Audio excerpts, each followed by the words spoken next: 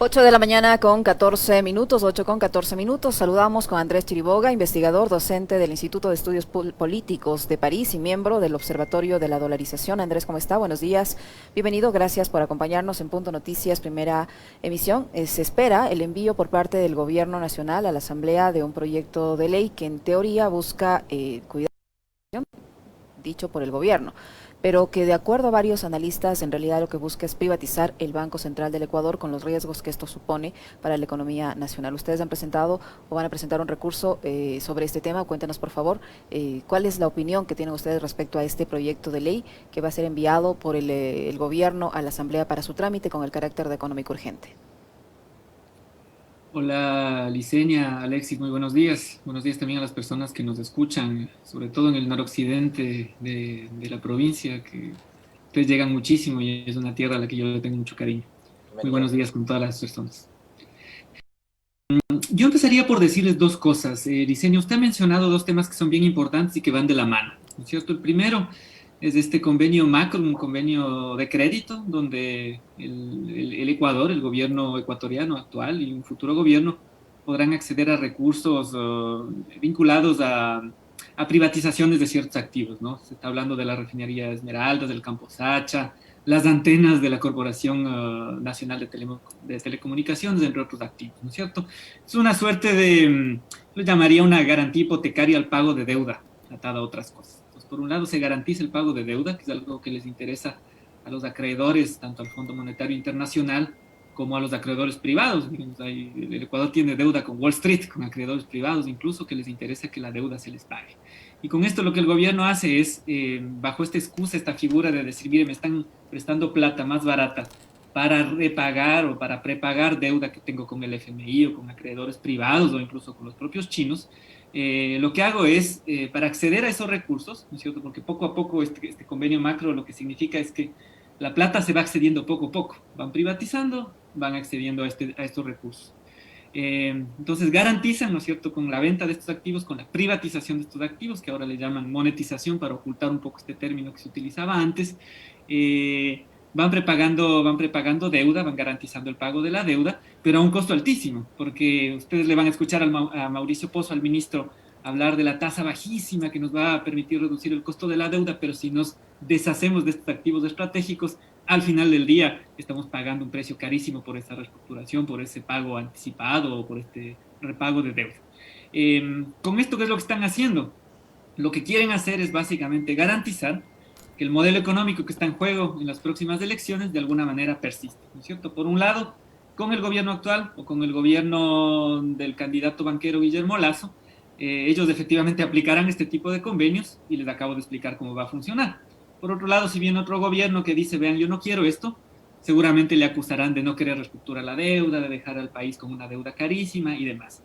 Esta jugada se conecta con el otro punto, Licenia, que usted adecuadamente nos comentó, que es justamente esta ley, esta mal llamada ley de defensa a la dolarización, que lo que busca es, uno de los puntos, crear un directorio para el Banco Central y entregárselo básicamente a actores relacionados con la banca privada. Entonces son dos cosas que van muy de la mano con lo que el gobierno actual, que es un gobierno que ha gobernado los últimos años muy de cerca con los grandes grupos económicos, muy de cerca con los grandes grupos financieros, con la banca, que busca es independiente, así el candidato banquero gane o no importa quién gane las elecciones, trasladar, perennizar, extender este modelo económico más allá del 7 de febrero, ¿cierto? Estas dos son dos objetivos que van muy de la mano y es importante aclararle esto a las personas que nos escuchan.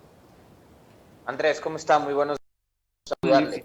La pregunta que ayer en una entrevista me hacía otro colega periodista es, ¿y qué pasa si, digamos, como está planificado este programa económico tan agresivo del gobierno de Moreno, preveyendo que va a ganar las elecciones Guillermo Lasso? ¿Qué pasa si gana el candidato opositor a Lasso, si gana Arauz y con otra visión de carácter ideológico, económico y tal? ¿Se pueden revertir todos estos programas económicos? ¿Hay posibilidad legal de hacerlo o no? En lo que respecta a este convenio marco con la Corporación de Desarrollo de los Estados Unidos, la posibilidad que tiene el próximo gobierno es decir que no. Como ustedes ven, además, ese es dinero que se va desembolsando en función de que vayan privatizando, vayan vendiendo, por ejemplo, las antenas de CNT, que en este punto es muy importante porque está ligado a esta bronca geopolítica entre los Estados Unidos y los chinos por la extensión de la red 5G, que además es parte del convenio. El ministro Pozo se abstiene de hablar de eso, pero, por ejemplo, este medio internacional, el Financial Times, habla del tema. Y los medios nacionales están hablando mucho del tema.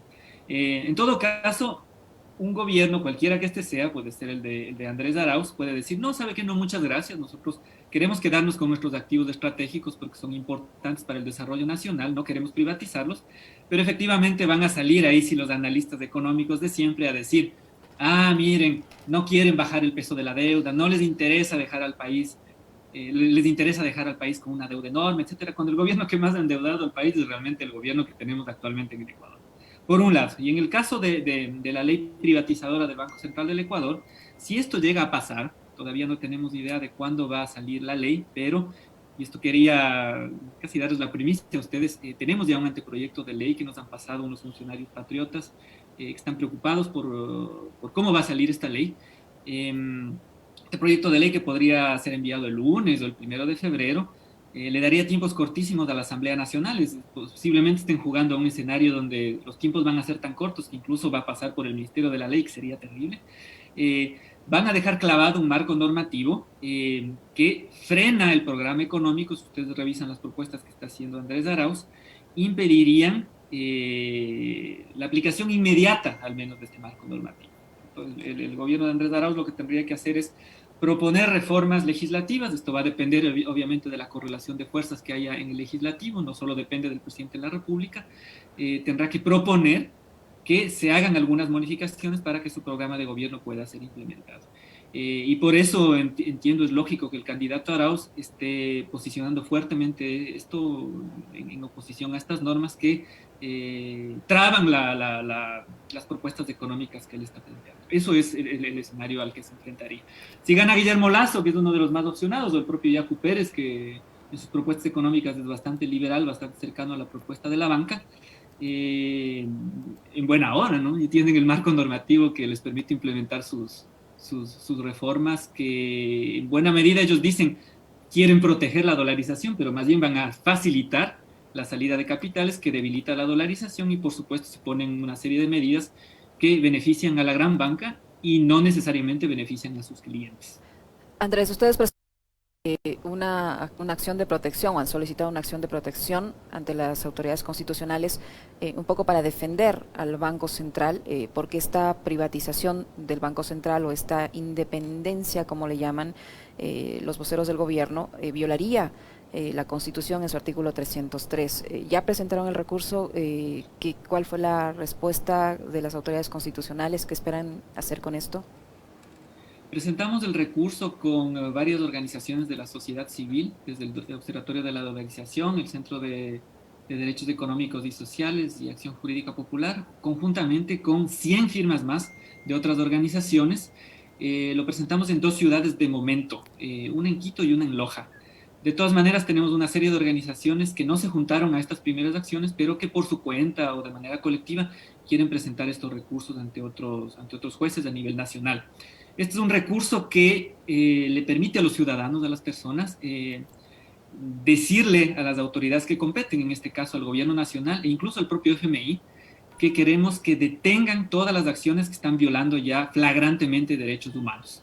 Y ahí no nos referimos además solamente al tema del Banco Central, porque en el mediano plazo, efectivamente, una cosa que quieren hacer es evitar que este directorio del Banco Central, que estaría en manos de la banca privada, destine recursos para financiar programas sociales, para pagarle la deuda a los GATS, como por ejemplo tienen una deuda de cerca de $2.000 millones, podrían utilizarse estos recursos, que además no afectan a la reserva, habría que decirlo. En esto hay una mala comprensión, porque dicen, si destinas estos recursos al gobierno, a la economía ecuatoriana, se cae la reserva internacional. Alexis, Liceña y las personas que nos escuchan, no se afecta si los recursos no salen del país. Entonces es una mentira que ustedes les digan, cogen la plata de la reserva y invierten en pagarle la deuda al GAT de Pichincha, por ejemplo. Si el GAT de Pichincha eso invierte en obra pública y esa plata se queda en el país, a través de los propios depósitos del sector público y del encaje, porque hay unos recursos que obligatoriamente tiene que poner el sistema financiero en la reserva, ¿no es cierto? Si hay más depósitos, los bancos tienen que encajar más y la Reserva Internacional se alimenta nuevamente. Entonces, ni siquiera funciona como un banco comercial. Yo ahí tengo algunos compañeros analistas económicos con quienes discrepamos. Es malo el ejemplo que ellos utilizan, diciendo, esto es un ahorro que hay que gastar. Porque cuando uno se gasta la plata de la cuenta de ahorros se hace chiquita. Pero lo interesante de la Reserva Internacional que tiene el Ecuador, que funciona de manera diferente en dolarización, es que si la plata no se sale de la economía, no se fugan los dólares de la economía, la reserva no se mueve. Es interesantísimo. No es bueno el ejemplo de la cuenta de ahorros. Entonces, esa plata por eso es que ahí, es necesaria la inversión pública.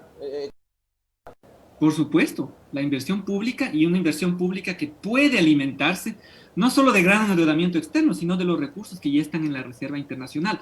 Por supuesto, no hay que gastarse toda la plata, porque la Reserva Internacional en dolarización sirve para qué? Es un seguro para la liquidez, las demandas de liquidez interna, ¿no es cierto? Si en algún momento las entidades del sistema financiero necesitan plata para pagos internos y sobre todo si necesitan hacer pagos externos, ahí es cuando la Reserva Internacional funciona como un colchón. Evidentemente hay que cuidar la salud de la reserva, no hay que gastarse toda la plata. Pero si hay excedentes de liquidez, como ahorita estamos hablando de una reserva que ha sido la más grande de toda la dolarización, que están ahí depositados en la cuenta de los bancos centrales en Suiza, esa plata podría estar en la economía, girando, dando vuelta, ayudando a pagar la deuda con los GATS, ayudando a que la gente recupere sus negocios, pague sus deudas con el sistema financiero, y esa plata regresa a la Reserva Internacional y se sigue utilizando. Cuando haya que pagar deuda, cuando una entidad financiera requiere esa plata, el Banco Central responsablemente, si no está en manos de los banqueros, les puede seguir dotando de esos recursos y es saludable para la economía nacional, que es una economía que necesita recursos ahorita para recuperarse, no necesita que los recursos estén congelados en Suiza, por favor. Andrés, ¿qué otros aspectos de este proyecto que les hicieron llegar a ustedes, como usted lo dijo, ciudadanos patriotas, debe preocuparles a los ecuatorianos, además del tema del Banco Central? Hay algunas cosas que son importantes de posicionar. La primera, que es la que más preocupación ha generado en la ciudadanía, en las organizaciones sociales, en la propia asamblea. Ustedes van a ver, entiendo yo, que a las 10 de la mañana o a las 11 de la mañana algunos asambleístas incluso van a presentar una propia acción de protección. No solo, y esto era una cosa que quería comentarles, que se me había olvidado, esto no es solo para detener esta ley privatizadora del Banco Central, que es gravísima. Yo diría es la gran batalla que hay ahorita con el FMI, sino todas las acciones del acuerdo que están violando derechos humanos, porque es un acuerdo que habla de recortes tremendos, ¿cierto? Que ya están sucediendo. El FMI le felicita al gobierno de Moreno por los recortes que ha hecho. Dice, ha hecho más que las metas que nosotros le pusimos, despidiendo gente, además en unas condiciones terribles, violando sus derechos laborales. Están hablando además a futuro de una reforma tributaria que ellos la llaman progresiva, pero que, por ejemplo, elimina las devoluciones de IVA para los ancianos. Imagínense, eso es tremendamente regresivo para grupos vulnerables de nuestra sociedad. También están hablando de que hay que reducir el salario, ¿no? Esta vieja historia de que somos poco competitivos porque pagamos demasiados salarios, son los salarios demasiado altos comparados con Colombia y con Perú, entonces hay que bajar el salario. Esto viola los derechos de las personas que trabajan o de las personas que van a acceder al empleo y efectivamente nosotros lo que decimos es a los jueces constitucionales, miren, estas políticas hay que detener porque están violando nuestros derechos. Al mediano plazo, también, la falta de recursos por atarle de manos al Banco Central va a terminar violando los derechos humanos, las obligaciones que tiene el mismo Estado para financiar los programas públicos que cuidan el tema de salud, el tema de educación. Entonces, ante eso, la sociedad civil, los propios asambleístas dicen, paramos el carro, no más esto, ¿no es cierto? Y a eso va enfocadas las acciones de protección. Ahora ya tenemos un poco más de detalles sobre este proyecto de ley. Primero lo que quería contarles es qué es esto de la privatización del Banco Central, ¿no es cierto? Efectivamente, crean un directorio, y ahí van a estar personajes del sector privado. Entonces, el proyecto de ley nuevo, antes hablaba, porque esta es una ley que se archivó ya en el 2019. La Asamblea, en una confluencia de fuerzas inédita, ¿no es cierto? No solo los progresistas, sino hasta el Partido Social Cristiano en ese momento, detuvieron este proyecto, se dieron cuenta que ponía en riesgo la dolarización y dijeron no. Ahora, en un 80-85% retoman ese proyecto de ley, justamente en temas como la privatización del directorio del Banco Central. Crean ese directorio y dicen, tienen que ser unos ciertos actores que cumplan ciertos requisitos que básicamente van a permitir que sean dos tipos de personas quienes estén sentadas en ese directorio, que son unas personas que elige el presidente de la República, entonces en este caso de aquí a un mes, 2 meses sería el propio presidente Moreno, con los actores que ha gobernado estos últimos años, pero las condiciones que pone, además se habla de una suerte de terna que va a ir a la Asamblea. Pues ahora a la Asamblea le hacen corresponsable de esto, que es una competencia que no tiene ahora. Es que la Asamblea, el presidente Moreno les pone 5 banqueros y van a ser los asambleístas que contra una competencia que no tienen, ahora van a tener que elegirlos. ¿Qué condiciones les ponen? Por supuesto que tengan amplia experiencia en el sector financiero, bancario, etcétera. Entonces van a ser finalmente los analistas económicos que han estado en el pasado vinculados a la banca, como Mauricio Pozo, ¿cierto? Va años siendo consultor económico, analista, docente y demás, pero él fue un alto funcionario del Produbanco, ¿cierto? Entonces ellos van a estar ahí. Y ministro en 2 gobiernos. Ministro en 2 gobiernos, además. Entonces son los analistas independientes que realmente son tremendamente dependientes de la banca. Y lo otro que es gravísimo, ni siquiera le ponen un freno a que los propios banqueros puedan estar sentados tanto en la Junta Reguladora como en el directorio del Banco Central, porque dicen, vea, con que usted me pruebe que en el último año no ha sido accionista y no ha sido propietario de banco, usted puede sentarse acá, porque además usted tiene una hoja de vida donde ha sido gerente de tal banco, presidente del directorio de tal banco, vicepresidente de tal cosa de tal banco, entonces queremos que usted con su experiencia esté aquí. Guillermo Lasso, desde la campaña política anterior, ya no figura como dueño del Banco de Guayaquil. Entonces, tranquilamente Guillermo Lasso podría terminar sentado en el directorio del Banco Central, como ya estuvo en el año 96 cuando aprobó el primer salvataje bancario al Banco Continental. Ahora, yo le pregunto a las personas que nos escuchan, en el noroccidente de Pichincha, ¿quién aquí en el país va a oponerse, va a decir, no, lo que pasa es que Guillermo Lasso ya no es el dueño del Banco de Guayaquil? Eso no le cree ni el hijo de Guillermo Lasso, que todavía es funcionario ahí del Banco de Guayaquil. Guillermo Lasso, a través de fideicomisos y de algunos otros mecanismos hábiles, de todas maneras sigue siendo el propietario y no va a dejar votado el banco por una carrera presidencial que posiblemente no le rinda ningún resultado exitoso.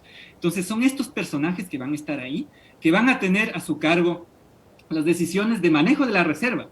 Además, la ley ya les pone algunos candados, dice, verán, nada de plata, ¿no es cierto? En el 2018, acuérdense, Alexis, Licenia y las personas que nos escuchan, ya dijeron, el Banco Central no le puede prestar los excedentes de liquidez, los excedentes de recursos de la reserva al Ministerio de Finanzas. Cerraron esa puerta.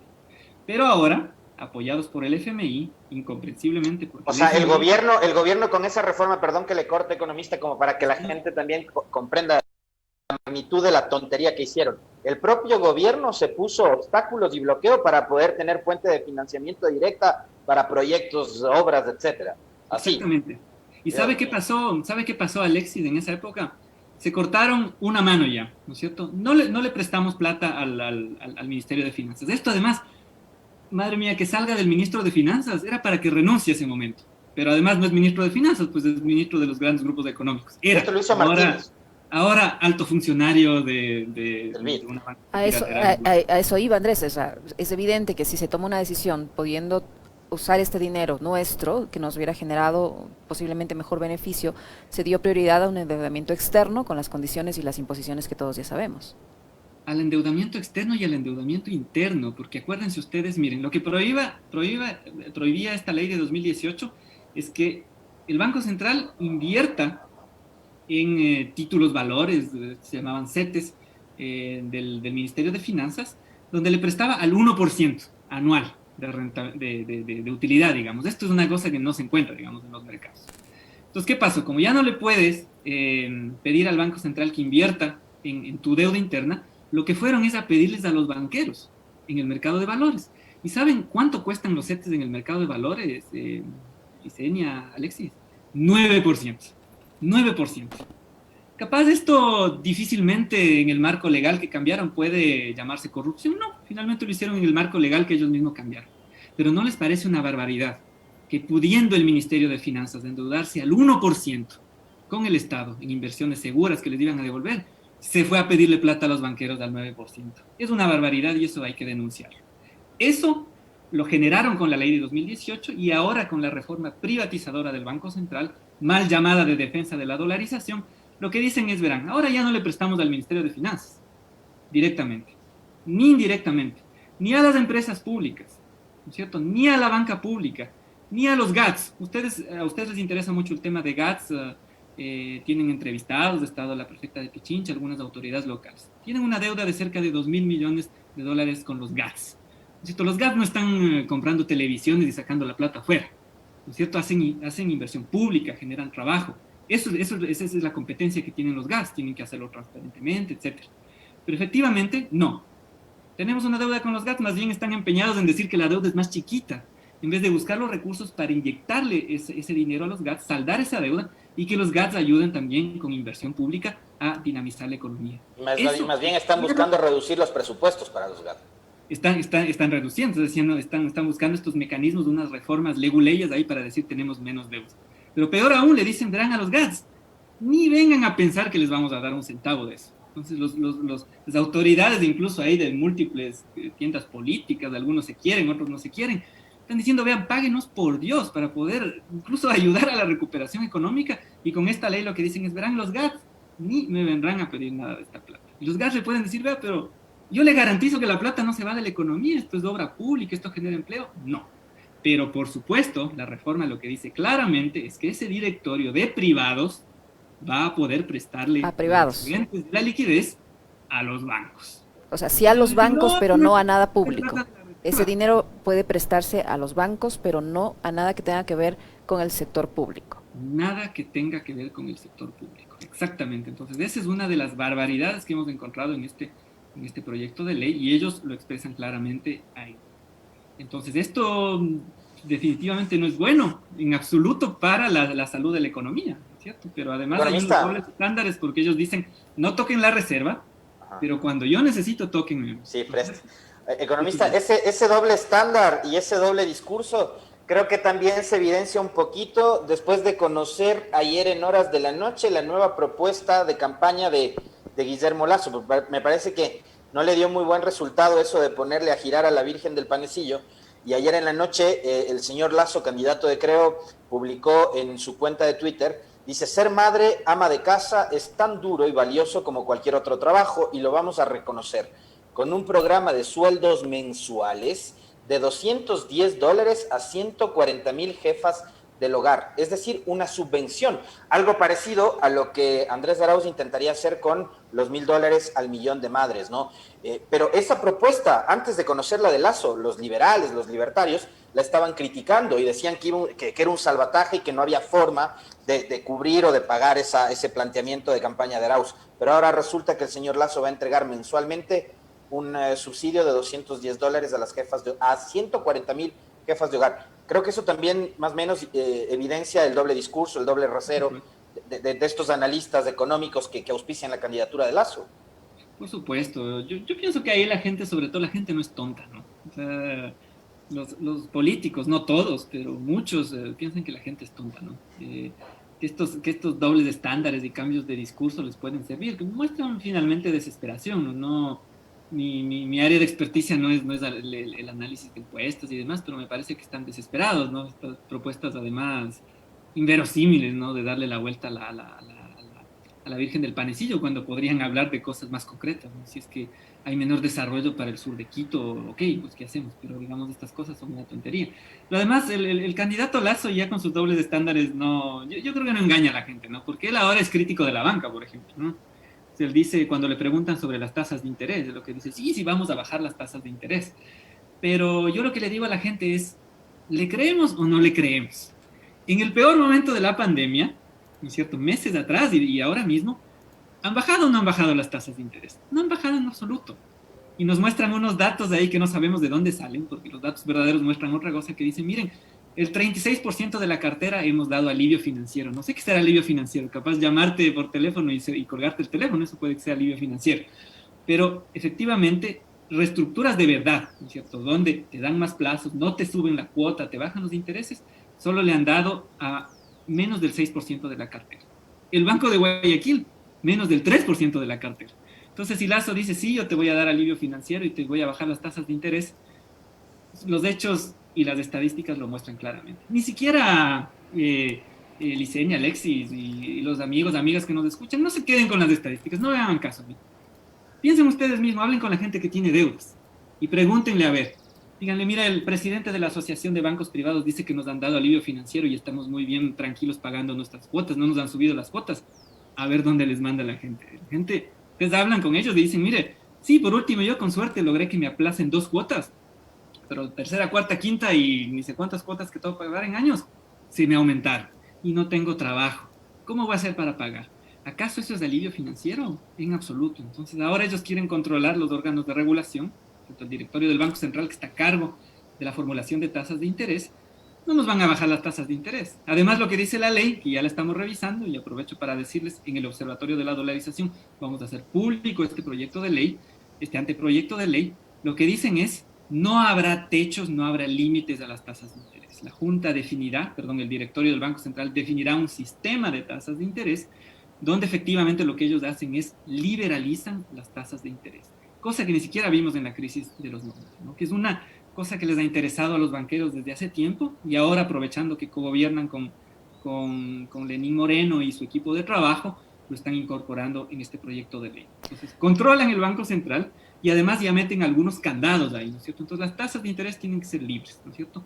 Nada de techos, no nos interesan los techos, lo que necesitamos es que sean libres, definidas por el mercado, lo que, para la manera de funcionar de nuestros banqueros, que es tremendamente lamentable, implica subir las tasas de interés, no necesariamente colocar más crédito, colocar crédito mal, pero tener mayores utilidades. Pero esto es un riesgo incluso para la banca, queridos amigos, amigas que nos escuchan, porque un buen banquero lo que tiene que hacer es colocar bien el crédito, ¿no es cierto? Colocar más crédito, pero no a tasas de interés que son impagables, peor en una crisis económica. Eso le va a resultar mejor negocio para él incluso, ¿no? Resulta mejor, resulta buen negocio para ellos, pero además cuida la buena calidad del banco, porque primero le haces pedazo a la gente, ¿no es cierto? Esta persona que dice, ve, no voy a poder pagar la deuda, ¿no es cierto? Le acabas la vida, le acabas su situación económica, pero si vemos a los cientos de miles de clientes que tiene una entidad bancaria, el rato que todos ellos no le pagan los créditos, no recuperan sus activos, es lo que se llama técnicamente, cualquier rato ese banco entra en problemas. Entonces, por esa avaricia, por ese rentismo de tratar de cobrar comisiones altas, porque ese es otro tema que liberalizan en el proyecto de ley, comisiones altas a los cajeros, a las transferencias electrónicas, al uso de cheques, etcétera, liberalizado a definir por los banqueros, lo que hacen es en el corto plazo, cuidan sus utilidades. Ahorita capaz no están ganando tanto como antes, pero están ganando 230 millones en el peor año de crisis, pero no están precautelando la salud de sus clientes, a quienes se debe, ¿no es cierto? Y dicen que se debe, y finalmente, ya, ok, no les importa a la gente, ¿no es cierto? El capital antes de las personas, finalmente. Pero si piensan en sus propias entidades financieras, la recuperación de activos para ellos es tremendamente importante, porque no tienen que generar tanto patrimonio, recuperan esos ingresos, prestan más crédito y finalmente no ponen a sus entidades financieras en riesgo de que incluso pueda irles mal y puedan quedar. Es el rentismo que es inexplicable, sinceramente, en nuestro sistema financiero. Muchísimas gracias, Andrés, por el análisis. Estaremos de la información que ustedes van a publicar respecto a este anteproyecto para conocer con detalles qué es a lo que nos vamos a exponer los ecuatorianos cuando esto pase a la Asamblea Nacional. Muchísimas gracias, Andrés Chiriboga. Yo aprovecho tu comentario ahí para decir, vamos a hacerlo público, es importante que la gente sepa y que se enteren. Como les digo, hay un grupo de asambleístas que están muy preocupados al respecto. El llamado, en este caso, al Ejecutivo, más allá de las diferencias, digamos, sabemos con quién cogobierna y demás, es que sobre todo en este momento de transición política que está a punto de vivir, político y electoral que va a vivir el país, se abstengan de enviar este proyecto de ley. Y en el caso de la Asamblea, bueno, lo van a enviar seguramente. Este quizá es un llamado necesario, pero que no va a surtir efecto. Y en el caso de la Asamblea, quien va a estar a cargo ahora hay un presidente suplente, los propios miembros del Consejo de Administración Legislativa, el CAL, y los asambleístas en general, absténganse de siquiera conocer y tratar este proyecto de ley, porque pone en riesgo la salud del sistema financiero, pone en riesgo la dolarización, y si ya se ponen muy abogados, incluso hay temas como el propio directorio privado del Banco Central que son claramente inconstitucionales. Entonces, incluso por ser coherentes con su función de asambleístas y por no meterse en problemas después, es importante que se abstengan de tratar un proyecto que es inconstitucional y que pone en peligro la salud de la economía y sobre todo la salud de la economía de las personas. Muchísimas gracias. Chiriboga, investigador docente del Instituto de Estudios Políticos de París y miembro del Observatorio de la Dolarización.